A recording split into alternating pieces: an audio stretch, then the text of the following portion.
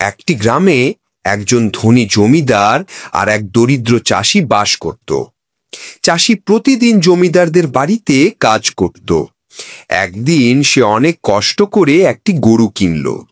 চাষির গরু কেনা দেখে জমিদারের মনে প্রচণ্ড হিংসা জন্ম নিল। কিছুদিন পর চাষি আরও একটি গরু কিনল। এবার জমিদারের হিংসা আরও বেড়ে গেল এবং তিনি ভেতরে ভেতরে ক্ষুব্ধ হতে লাগলেন। এরপর চাষি অন্যের জমিতে হাল চাষ শুরু করলো। সেখান থেকে সে ভালো রোজগার করতে লাগলো। সেই উপার্জিত টাকায় ধীরে ধীরে কিছু জমিও কিনে নিল। এ দৃশ্য দেখে জমিদারের হিংসা চরমে পৌঁছালো। কিন্তু যতই জমিদার হিংসা করতে লাগলেন, চাষি ততই উন্নতির পথে এগিয়ে যেতে লাগলো।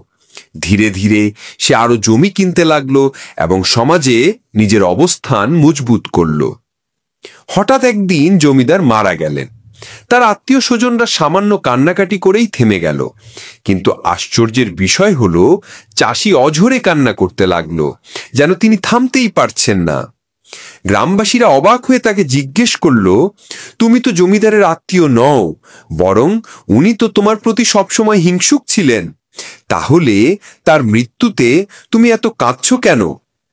চাষি উত্তর দিলেন, জমিদার বাবু জীবিত ছিলেন আর তিনি সব সময় আমার প্রতি হিংসা করতেন। তার সেই হিংসার কারণে আমি আরো পরিশ্রম করতাম, উন্নতির পথে এগোতে পারতাম। আজ তিনি মারা গেছেন, এখন আমাকে হিংসা করবে কে? কে আমাকে উন্নতির দিকে ঠেলে দেবে? তাই আমি এত দুঃখ পাচ্ছি। আল্লাহ তাআলা বলেছেন, হয়তো তোমাদের জন্য কোনো কষ্টদায়ক বিষয়ই চলমান রয়েছে, আর যেটি তোমরা পছন্দ করো সেটিতেই থাকতে পারে ক্ষতি। সূরা আল বাকারা আয়াত 216।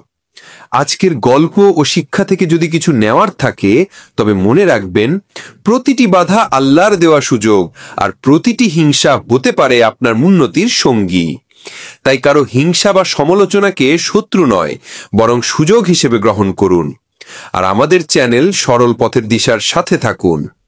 ভালো লাগলে লাইক করুন, শেয়ার করুন, সাবস্ক্রাইব করে আমাদের সাথে থাকুন সরল পথে, সঠিক দিশায়। আসসালামু আলাইকুম।